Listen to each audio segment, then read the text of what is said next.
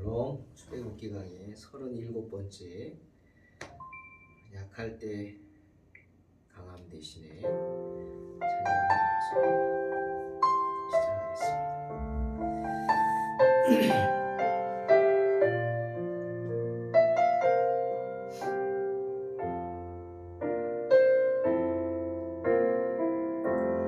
약할 때 강함 되시네 나의 보배가 되신 주 나의 모든 것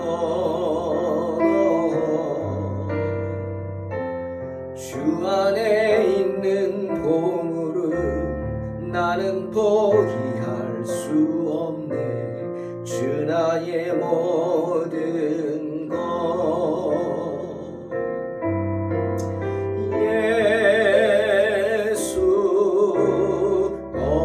어린 양 존귀한 이름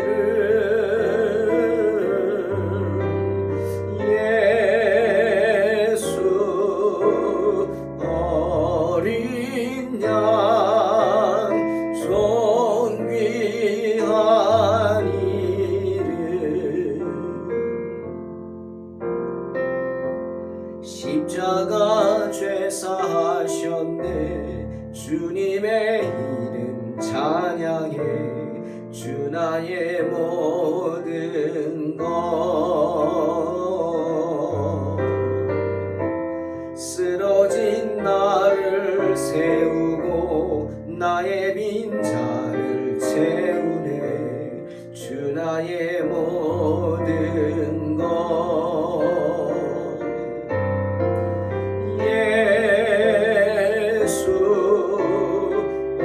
어린 양 존귀한 이름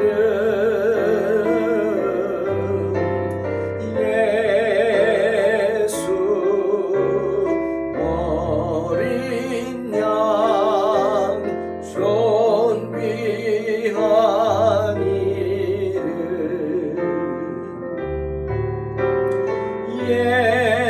예수 어린 양 존귀한 이름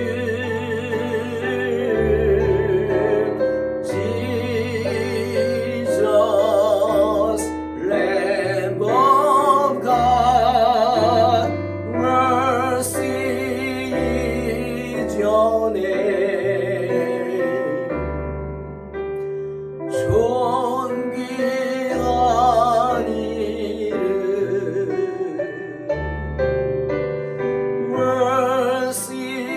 mercy is your name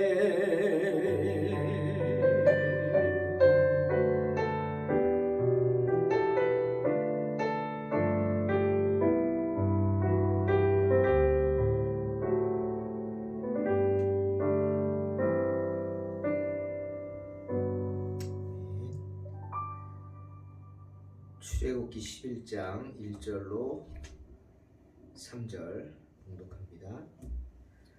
여호와께서 모세에게 이르시기를 내가 이제 한 가지 재앙을 바로와 애굽에 내린 후에야 그가 너희를 여기서 내보내리라.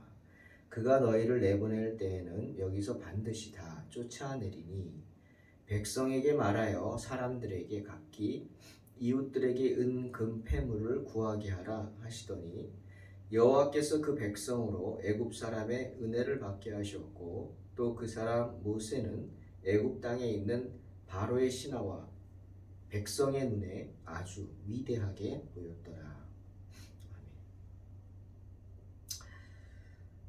오늘은 애굽을 향한 하나님의 마지막 심판을 앞두고 하나님께서 특별히 애굽에 있는 이스라엘 백성들을 챙기시는 이야기입니다. 이스라엘 백성들의 이제 출애굽을 준비하게 하시는 그런 이야기죠. 오늘 본문에서 모세가 애굽 땅에 있는 바로의 신하와 그 애굽의 백성들의 눈에 아주 위대하게 보였다. 이런 말씀이 하셨습니다. 모세라는 사람 자체가 어떻게 보면 파란만장한 시간들을 보냈죠. 왕자로서 또 그 다음에는 아주 낮은 곳에 처해서 장인 이드로의 양을 치는 목동으로 40년간 얼마나 그 시간들이 모세에게 육신은 편했을지 모르지만 정신적으로 마음적으로 힘들었으면 그렇게 당당하고 말 잘하던 모세가 말을 더듬었습니다. 그죠? 사람들 앞에 서기를 두려워했죠. 그래서 하나님 앞에서 입술이 어눌하다라고 할 정도였습니다.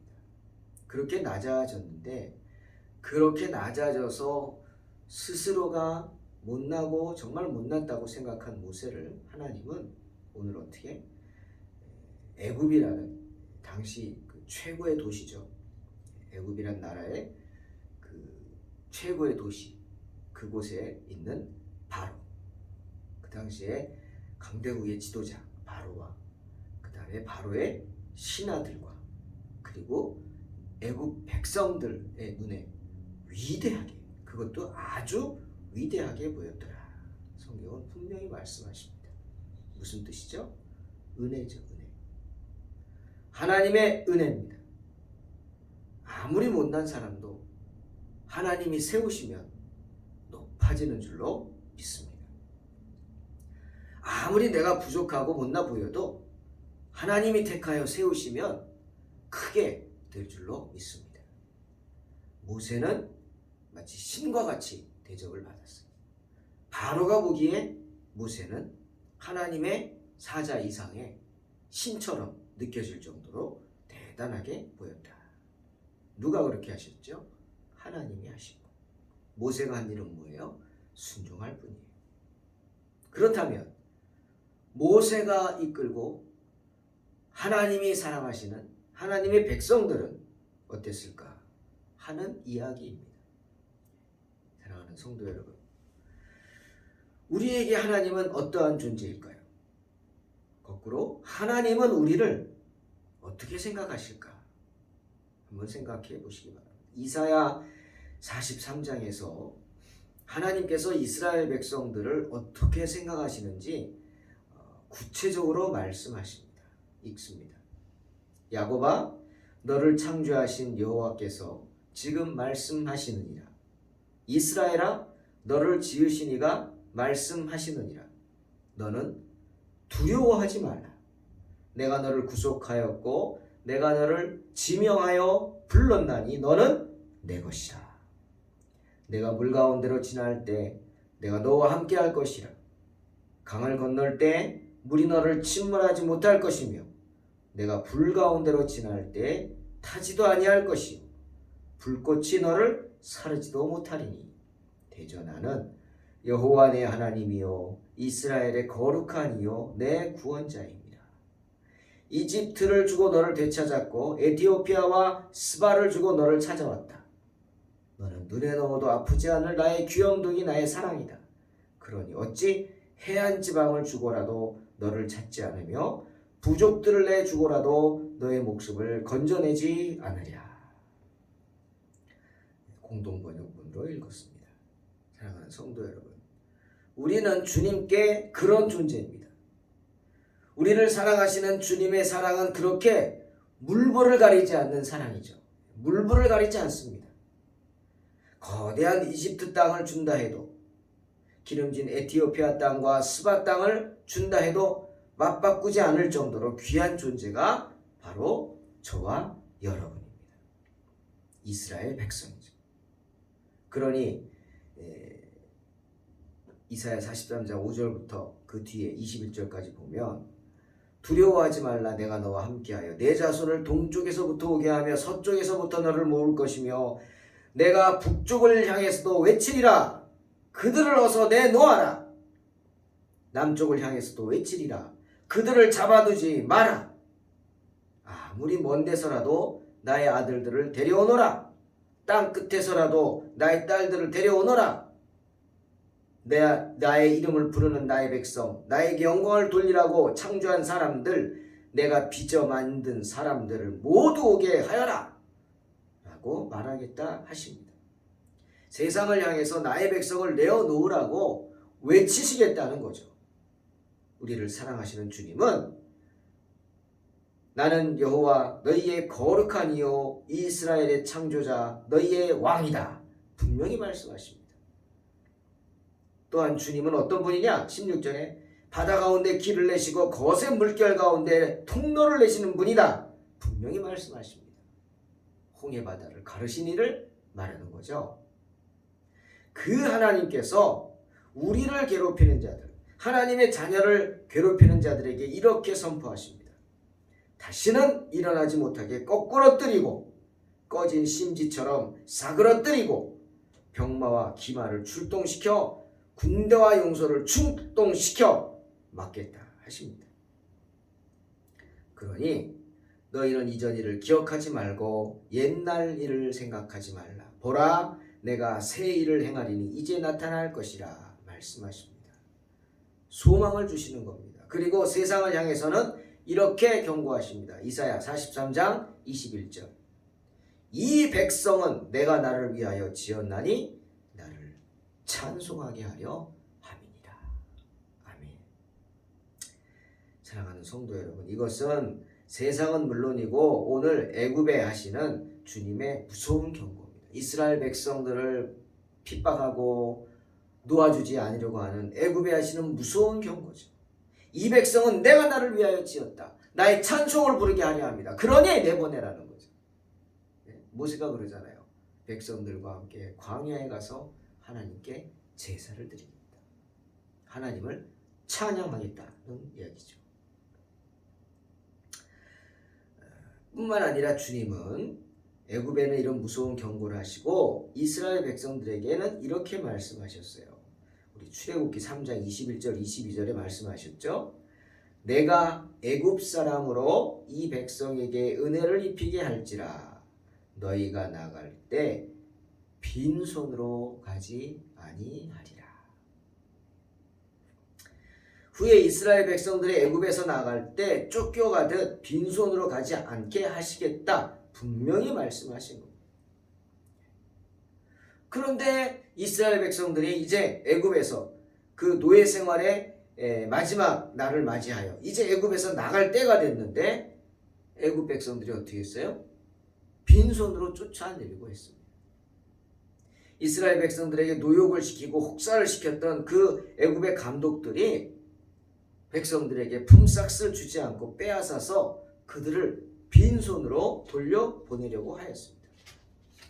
하지만 이스라엘 백성들은 개의치 않았어요. 왜? 해방되는 게 너무 감사하고 기쁘니까. 노예 생활을 하던 이스라엘 백성들은 그 애굽의 노예 생활에서 벗어난다는 생각에 너무도 기뻐서 품삯을 다 빼앗기고도 기뻐하고 만족했습니다. 하지만 어림도 없는 소리죠. 하나님 앞에서. 하나님이 당신의 자녀들이 그렇게 무시당하고 그렇게 혹사당한 채 빈손으로 내어 쫓기는 걸 기뻐하시겠냐는 거죠. 여러분은 여러분의 자녀들이 그런 일을 당하면 쿨하게 받아들이겠습니까? 아니잖아요. 하나님께서는 당신의 백성들이 그렇게 빈손으로 쫓겨나듯 떠나는 것을 원치 않으셨습니다. 때문에 출애굽기 3장에서 말씀하신 거예요. 애굽 사람한테 이 백성에게 은혜를 끼치게 할 것이다. 너희가 나갈 때 빈손으로 가지 아니할 것이다. 그러니 여인들은 모두 그 이웃 사람과 자기 집에 거류하는 여인에게 은폐물과 금폐물과 의복을 구하라. 너희 자녀를 꾸미라. 너희는 이렇게 이집트 사람의 물건을 빼앗아 가지고 떠날 것이다 라고 표현하십니다. 마치 빼앗아 가듯이 달라 그러면 애굽 백성들이 다 준다는 거예요. 왜죠? 하나님이 그렇게 만드시니까. 마치 모세를 하나님처럼 바라봤듯이. 우리 얘기했잖아요. 모세는 애굽 땅에 있는 바로의 신하와 백성의 눈에 아주 위대하게 보였다. 그 모세가 이끄는 백성, 그 모세의 하나님을 섬기는 백성들이 요구하는데 이들이 어떻게 거절하겠어요? 피, 개구리, 이, 파리 악질, 독종, 우박, 메뚜기, 우박, 흑암, 이런 9가지 재앙을 지금 당했잖아요. 그런 무서운 재앙을 당했어요. 누가? 하나님이 하신 거예요. 근데 이들이 누구예요? 그 하나님의 백성이에요. 그 하나님의 백성이 요구하는데 안 줬다가는 그 말을 당할까봐 겁이 나서 달라는 대로 다 준 거예요. 자, 오늘 한 가지 더 1절에 보면 갑자기 하나님이 모세에게 그런 말씀하시는 걸 봅니다. 내가 이제 한 가지 재앙만 더 내릴 것이다. 그 다음에 너희를 내보낼 것이다. 라고 말씀하십니다. 근데 왜 갑자기 하나님이 이런 말씀을 하실까? 한번 생각을 해봅니다. 좀 생뚱맞잖아요. 그냥 모세에게 한 가지 재앙이 남았다가 아니라 모세를 달래듯이 말합니다. 달래듯이 한 가지만 좀만 기다려봐. 하나만 더 할게. 하나만 더. 이유는 모세가 기도했기 때문이죠. 간절히. 뭘 기도했을까요? 아, 저 이제 이런 거 하기 싫어요. 그거 아닙니다. 모세도 주의 종입니다. 기도하는 사람입니다. 때문에 이 무서운 일 다 봤잖아요. 9가지 재앙들. 이 무서운 일이 빨리 끝나기를 원했습니다. 끝나기를 원한 거예요. 그래서 더 이상 애굽에 이런 무서운 재앙이 임하지 않기를 원한 겁니다. 이스라엘 사람들도 애굽 사람들에게 그것 때문에 고통당하지 않기를 원했던 거고, 이 애굽의 백성들도 빨리 자기들의 죄를 깨닫고 회개하고 하나님으로부터 고통받지 않기를 원했던 것 때문에 하나님께 간절히 기도했죠. 그런 모세의 기도를 들으시고 주님이 응답하신 것입니다. 여러분, 이스라엘 백성들은요, 하늘의 은혜를 받은 자들입니다. 아멘. 그죠? 저와 여러분 또한 하늘의 은혜를 받은 그런 분들인 줄로 믿습니다. 하나님의 자녀라는 소리 때문에 하나님은 모든 것을 지켜보십니다. 일거수일투족을 다 지켜보고 계십니다. 출애굽기 6장 5절에 말씀하셨잖아요. 이제 애굽 사람이 종으로 삼은 이스라엘 자손의 신음소리를 내가 듣고 나의 언약을 기억한다. 분명히 말씀하셨죠. 다 보고 계신 거예요. 때문에 애굽에 무서운 재앙을 9번이나 지금 내리신 거예요. 왜? 다 지켜봤더니 이놈들이 내 자녀들을 괴롭힌단 말이에요. 그러니 어떻게 됐겠어요? 애굽 사람들은 하나님을 두려워하기 시작했겠죠. 자연스럽게 하나님의 백성인 이스라엘 백성들도 다시 보게 되었을 겁니다. 아마 그 결정적인 사건이 뭘까 찾아보니까, 생각해보니까 4번째 재앙, 피, 개구리, 이, 파리 재앙, 그 쇳덩구리 재앙, 그 재앙부터일 것입니다. 왜? 피, 개구리, 이, 이런 재앙은 다 애굽이고 이스라엘 백성이 사는 고센이고 다 재앙이 내려서 괴로웠어요. 이스라엘 백성들도 아마도 이 재앙 때는 너무도 힘들었을 거예요. 온몸에 그냥 이가 들끓어서 괴롭힘을 당하니까. 하지만 이 파리 재앙부터는 하나님이 구별하셨어요. 이제 됐다. 이제 이스라엘 백성들도 고통을 당해봐야 하나님의 재앙이 뭔지 알지, 조금 맛보기로 당해보고 이제 됐다.